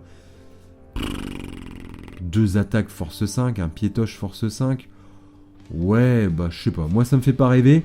Alors, 3 types de trolls, troll des bois, troll des cavernes, troll des marais. Je suis en train de voir un seul choix, je me demande si c'est pas une erreur, alors pas de la VF mais de la VO, parce que dans les parties test on était obligé d'en sélectionner un des 3. Là a priori tel que c'est formulé, on peut jouer des trolls normaux ou des trolls des bois ou des trolls des cavernes ou des trolls de marais, ce qui ferait 4 types de trolls, mais je pense pas que ça restera comme ça. Du coup, soit on joue des trolls des bois, guide des forêts, résistance à la magie de 3, bien, gratuit, très bien. Soit on joue les trolls des cavernes, plus 3 en armure et guide des ruines, moins fan. Ils deviennent plus sensibles à l'alchimie. Ils sont moins sensibles à la pyromancie. Mais le plus 3 en armure, dès qu'il y a un petit peu de force en face, si c'est pour avoir une 6+, parce qu'il y a de la PA2 en face et la régène derrière, ouais, bof, pas très fan du troll des cavernes à 4 points en plus. Troll des marais, ça j'aime bien, pour un petit point de plus. Perturbant, là on minimise les pertes. Et puis guide des terrains aquatiques. Pour l'infanterie grande, ça a aucun intérêt. Puisque le guide des forêts n'a pas trop d'intérêt non plus, hormis contre un elfe sylvain. Les trolls pour moi pour le moment c'est le raté du livre. Je pense que ça va évoluer, je pense, parce qu'on en verra. Il y a tellement d'autres choix qu'on n'en verra pas à mon avis. Donc voilà, on verra. Peut-être que les joueurs vont y trouver bien. Moi c'est mon avis, encore une fois, hein, ça n'engage que moi. C'est pas parce que je dis ce truc là bof que c'est bof. C'est mon expérience avec mon niveau de jeu. Voilà, je suis pas best player au monde, hein, donc peut-être qu'il y a des gens qui vont se dire « Oh mais si c'est trop bien, Gérald t'es trop nul ». Ok, montrez-moi. Non, les trolls, je sais pas, j'ai du mal. Voilà, le fait qu'il soit plus stupide, je sais pas, ou alors peut-être, je sais pas ce qui manque, un musicien, plus de mouvement, un meilleur, je sais pas, mais pour moi c'est encore à retravailler. Passons. L'artillerie gobeline, alors c'est compliqué, dans une armée mixte, 3 armes de guerre, 3 machines de guerre, pardon, seulement. Du coup, on verra moins d'armées de tir mixtes. Parmi ces 3 machines de guerre, je peux aller mettre... Alors, on voit que c'est doublé, hein, on passe à 6 dans une armée d'armu. Donc l'armée full gob va aller chercher encore pas mal de tirs. Donc quand je vous dis qu'il y a des trucs à faire... L'embrocheur comme avant, 2 par armée, 4 pour unité d'armu. L'écrabouilleur, la catapulte 2, 3 pour... voilà. Le lance-gobs 1, mais la limite d'écrabouilleur est réduite de 1 par lance-gobs. Donc je pourrais pas faire parmi mes 3 machines de guerre, je pourrais pas faire 2 écrabouilleurs, 1 lance-gobs. D'accord ? Ça sera soit 1 de chaque, soit 2 écrabouilleurs, soit 1 lance-gobs. Voilà, bon, écoute. voilà, je sais pas trop. C'est ça que c'est pas cher, hein, avoir une petite machine de guerre. Bon, la petite doublette de kata à 150 points, je prends. C'est vrai qu'avant, avec... c'est plus que taille standard, attention, se méfier de ça. C'est vrai qu'avant, avec Lord Tatork, alors non seulement j'étais trop fier d'avoir trouvé ce nom-là, mais en plus, ça faisait tellement de bonus de jeu qui étaient forts, que là, forcément, on trouve que c'est un petit peu moins bien. Maintenant, ça reste pas cher. On a toujours cette catapulte qui fait un tir force 7 au milieu, blessure multiple, elle mutilée, toujours, voilà, donc là, toujours intéressant. On a toujours cet embrocheur très fort, qui reste sur un socle de 60 mm de diamètre. Et on a alors le lance-gobs qui change, que je trouve intéressant, parce que du coup, on fait un tir de catapulte. Si on touche, l'adversaire il se prend 2 dés de 6 touches, force 4, PA2. Au passage, c'est comme mon petit boulet fou. Il est où? Je le connais pas bien. Voilà, mon petit boulet fou. Qui passe à 2 dés de 6 touches, force 4, PA2. Donc en gros, on envoie on envoie des boulets fous sur l'adversaire. Boulets fous sur l'adversaire, du coup. Et surtout, moi je le préfère presque en touche partielle, parce que du coup, je mets un séide boulet fou à 3 pas de la cible. Donc si j'ai pas touché au premier tour, je vais aller le foutre devant une unité. Et donc le mec, s'il me charge, il s'en prendra 3D 6 touches, force 4, PA2. Bon, s'il me charge pas, il aura toujours la possibilité de le dézinguer au tir ou à la magie. Mais ouais, non, franchement, voilà, le lance-gobs, je le trouve intéressant. Donc, double lance-gobs dans une armée de gobs. Là, je vous disais, mon concept d'armée de gobs, vous le voyez, il y a pas mal de trucs à faire. Et avec les monstres qui arrivent, avoir un peu de force de frappe. Mais voilà, ça peut être intéressant. Oh, les monstres, justement. Bon, mon géant, j'adore les géants. Et alors, j'adore les géants, et ils gagnent la règle, c'est nous qu'on tape les plus forts. Et la règle des orques. Alors, vous le voyez, quand je vous dis que je veux me faire une armée que je trouve, enfin pour moi quand je lis ça, je suis forcément, je suis influencé, j'adore les géants, j'adore les peaux vertes. Quand je vois que les géants, ils ont la règle des orques, quand je vois que quand il y a plusieurs unités d'orques sur la table au combat, ils gagnent plus une attaque. J'ai envie de faire une armée d'orques avec 3 géants. Voilà, je cherche pas plus loin. Des géants qui ont 5 attaques de base et du coup qui gagnent une 6ème attaque s'il y a un autre géant ou une autre unité d'orques au combat. Mais c'est juste excellent. Ça reste pas cher. 310 points, ils ont déjà leur massue géante. 310 points en mascotte adorée pour avoir un géant que force 5 mais avoir la haine sur un autre régiment. Et je me dis, parce que le géant ça touche mal, et je me dis si je charge avec 2 géants et que les 2 ont mascotte, est-ce qu'ils se donnent mutuellement? Ah non, les figurines sans mascotte, mais avec ça faisait partie du plan où c'est nous gagne la haine, ça a bien été prévu. Bon, je sais pas, moi je reste fan des 2 autres options, de toute façon. Mascotte adorée, je suis pas sûr que ce soit le mieux. Massue géante par contre, j'adore, parce que 310 points, le géant, 5 attaques, force 6, PA3, qui piétine, force 5. Voilà, trop bien, voilà, 310 points, j'adore. Et armée jusqu'aux dents, donc nouvelle règle, très intéressante. En playtest, j'aimais pas du tout cette règle parce qu'elle était aléatoire, là elle l'est plus du tout.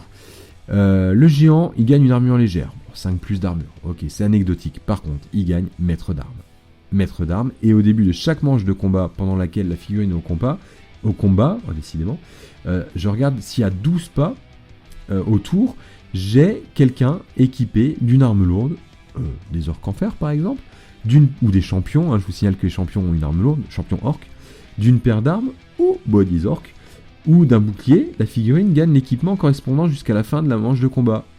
Et vous le voyez mon géant arme lourde là que j'envie depuis toujours à mes amis, à mes cousins gros et gras et qui bouffent plein de trucs ogres.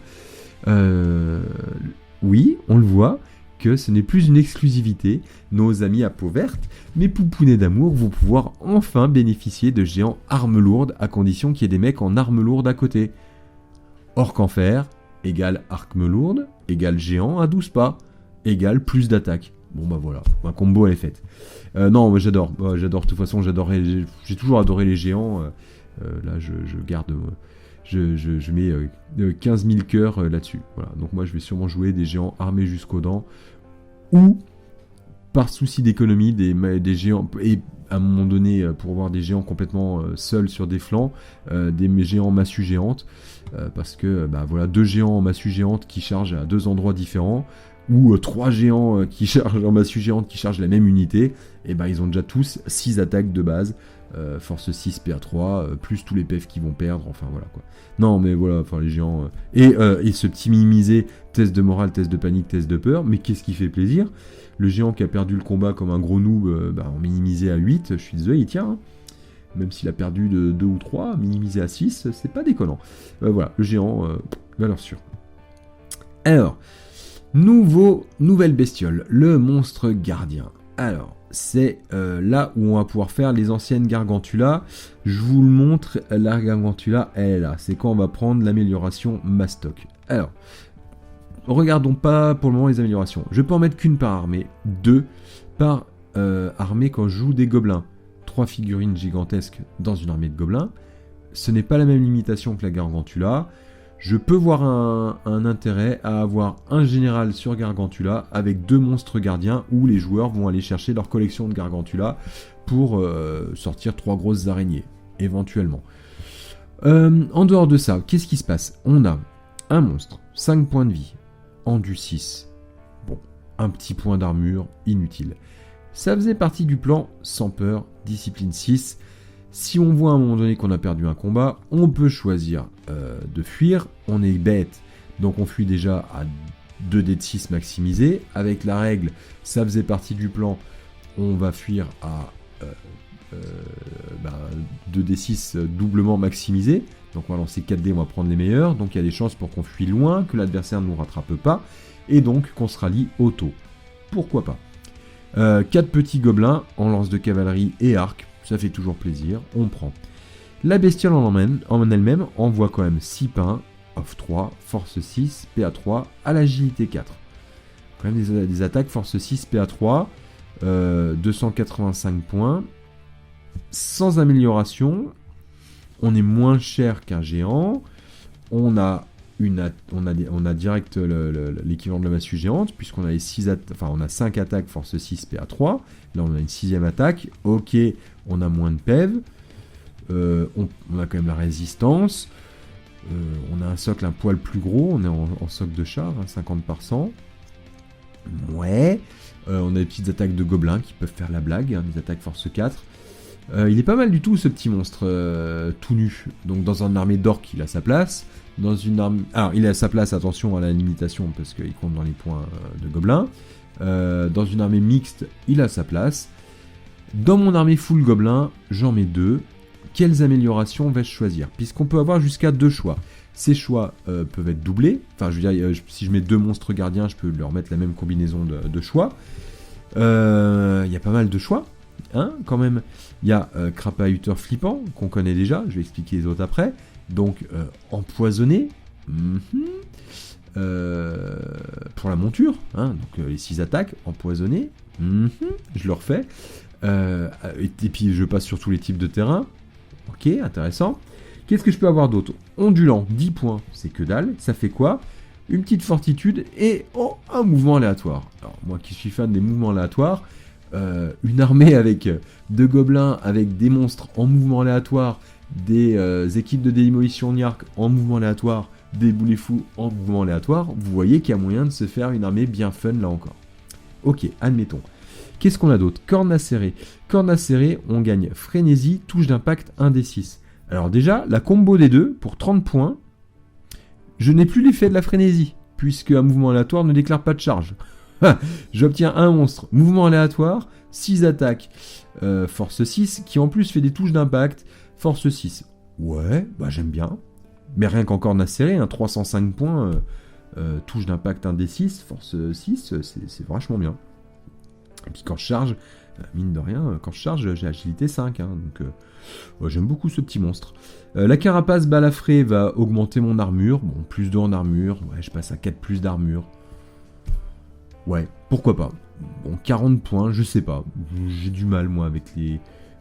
L'armure pour moi c'est tout ou rien, quoi. Soit on n'en joue pas, soit on joue du 2+. 4+, c'est au milieu, bon, je sais pas trop. Mastoc, du coup, gros socle, plus de points de vie. On retrouve nos 7 points de vie de la monture tout à l'heure. 4 gobelins supplémentaires, on retrouve nos 8 gobelins. On retrouve notre Gargantula.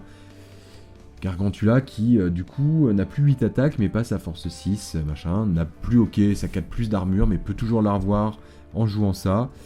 Alors, ok, si on fait à l'ancienne Gargantula, il faudrait 3 choix. C'est pas possible. On peut faire quand même un gros monstre en mouvement aléatoire. Ah, c'est pas mal, ça aussi, un gros monstre en mouvement aléatoire.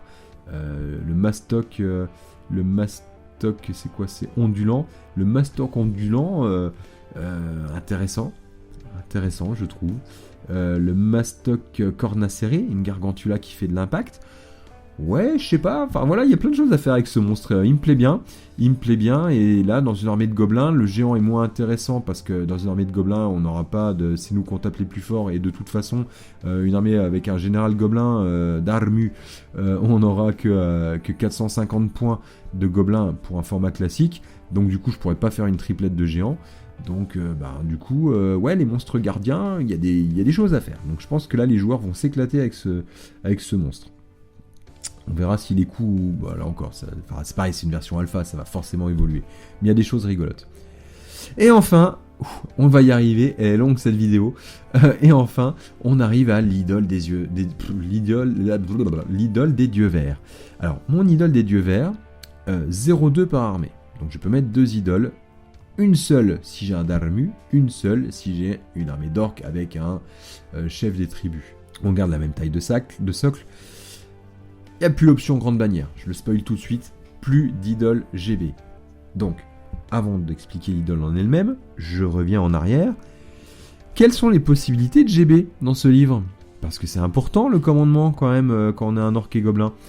Eh ben, je peux avoir un démagogue GB, dans un pack de gobelins, pour une armée de gobelins, parce que du coup ça va coincer niveau point, sauf si on est suicidaire, à avoir une GB toute seule derrière, ou dans des trolls dans une armée d'orques.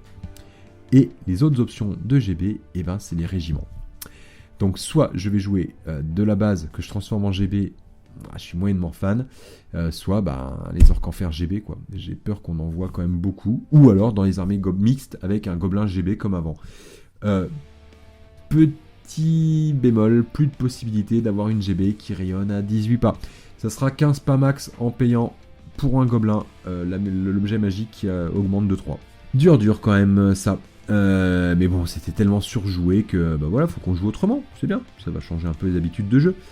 Alors, pourquoi sortir une idole? Mais parce qu'elle a plein d'autres intérêts. Déjà, elle est indémoralisable. Et tant que vous n'avez pas tombé les 6 PV enduits, vous la gardez jusqu'au bout.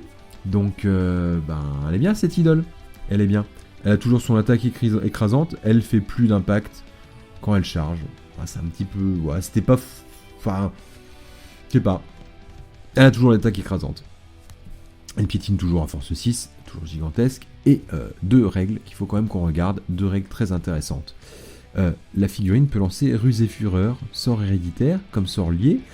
Et on choisit quelle version lancer. Soit on le lance comme un gobelin, soit on le lance comme un orc.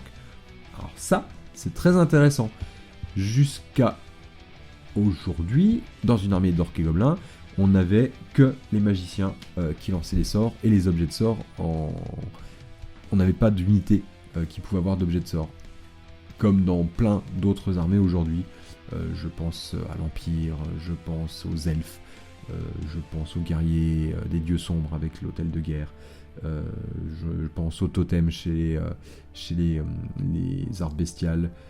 J'en oublie sûrement, hein, mais il y a plein de livres d'armée qui ont possibilité d'avoir des petits objets de sort à côté.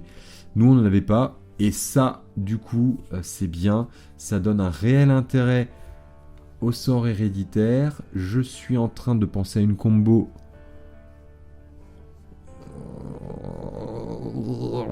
Je suis en train de penser à une combo, c'est-à-dire que si je joue un chaman orc et une idole et que j'arrive à lancer 2 fois mon sort, et je peux avoir 2 fois plus 1 pour toucher. On n'est pas en touche auto, mais quasi. Ça risque d'évoluer, je pense qu'à un moment donné, ils diront qu'une unité ne peut être affectée qu'une fois par le sort ou un truc comme ça, mais en l'état actuel, je peux avoir 2 héréditaires en jeu, un que j'ai lancé et un en objet de sort, ou en tout cas l'adversaire faut qu'il prévoie d'anticiper un des deux, sinon la combo des deux ça peut être très très fort. Voilà, je l'avais pas spécialement vu avant. Dans mes playtests, l'idole elle faisait pas ça du tout. Donc depuis que j'ai découvert ce livre d'armée, je bave devant ça. Aussi parce que il y a une autre règle très intéressante, les unités à 6 pas ne perdent pas leur bonus de rang lorsqu'elles sont en formation étendue. Je reviens sur ma base, une base plutôt middle, mais du coup qui peut être en horde, et donc taper sur un rang supplémentaire et avoir un bonus de rang. Vous le voyez, mon pack de 60 gobelins, lancier en horde, donc qui tape sur 5 rangs, que force 2, certes, mais combiné à de la sorcellerie, poids. Je suis donc là, avec cette nouvelle idole, je me dis, bah oui, une armée full gobelin, il doit y avoir des choses à faire, entre de la saturation d'attaque, des monstres comme je disais avant, des monstres gardiens, ouais, il y a des trucs à faire en armée gobelin. Donc voilà. Franchement, cette nouvelle idole, j'ai envie de la tester. Voilà. Dans une partie test, j'avais pas envie de la tester, j'étais resté bloqué sur mon triple géant. Là, j'avoue que elle m'attire bien. 400 points. Je sais pas le coup, là encore, on verra, mais très très bon choix. Alors, que dire en conclusion de tout ça ? Bah, il y a plein de bonnes idées. Je viens de penser à un truc, j'ai oublié de vous montrer. Dans les orques en fer, j'ai oublié un truc, c'est que les orques en fer, c'est eux maintenant qui peuvent avoir les arbalètes. J'ai oublié de le souligner. Donc on a quand même des gros mecs qui tapent qui peuvent avoir les arbalètes. Honnêtement, ça peut être intéressant, puisque de toute façon, on n'hésitera pas à les jouer en grosse ligne vu qu'ils sont tenaces, ou même en petit pack de 15 tenaces. C'est un choix, je ne l'ai pas testé en playtest, pourquoi pas. Donc pour conclure, plein de bonnes choses dans ce livre. Alors déjà, je sais bien que la vidéo est déjà assez longue, je vais aller assez vite. Du coup, vous avez vu, j'ai des coups de cœur, c'est pas vraiment des coups de gueule, j'ai 2-3 trucs que je crois un petit peu en dessous. C'est comme chaque nouveau livre qui sort, il demande à être un peu apprivoisé. On va voir ce que vont en faire les joueurs. En tout cas, il y a pas mal de bonnes idées. À première vue, j'ai quand même peur que ce soit un peu difficile en discipline pour les gobelins globalement ou pour les armées mixtes. J'ai minimisé, il n'y avait pas, quand je faisais mes parties en tant que playtester, il y avait d'autres règles. J'attends de voir comment tout ceci va évoluer. En tout cas, j'ai bien envie de le tester, il y a plein de choses possibles. Des armées full gobelins avec des monstres, des armées d'orques qui viennent pour tabasser. Il y a des possibilités en mixte aussi qui sont excellentes avec double idole du coup, puisque c'est le seul moment où vous pouvez avoir une double idole. Franchement, c'est un livre encore ultra riche, plein de choix. Plein d'unités hyper sympas. Ça n'a pas joué de la même façon, ça c'est sûr. Je pense que dans l'idée, on retrouve bien l'esprit bagarreur des orques. Alors le côté fourbe des gobelins, là encore, j'ai pas redit, mais c'est vrai que le côté fourbe des gobelins avec la règle baston là, qui leur donne troupe légère, le fait qu'ils puissent fuir et tout ça, ça fait que ça va créer des nouveaux mécanismes de jeu. Et donc ça enrichit le jeu forcément. Donc on va voir un petit peu comment tout ça va évoluer. Moi j'ai vraiment hâte de me plonger dedans et de tester, même si c'est sûr que il sera peut-être pas un livre qui va être performant tout de suite, c'est normal puisqu'il va demander à être apprivoisé, il va falloir apprendre à jouer avec, il va falloir apprendre à jouer contre. Voilà, en tout cas moi le but c'était de vous présenter un petit peu toutes les unités, d'expliquer un petit peu les règles et puis de vous donner mon avis à chaud. Et je vais arrêter là parce que c'est vrai que c'est une vidéo qui est déjà très très longue. Sur ce, je vous souhaite un bon jeu et puis à très bientôt pour de nouvelles aventures. Allez, salut à vous.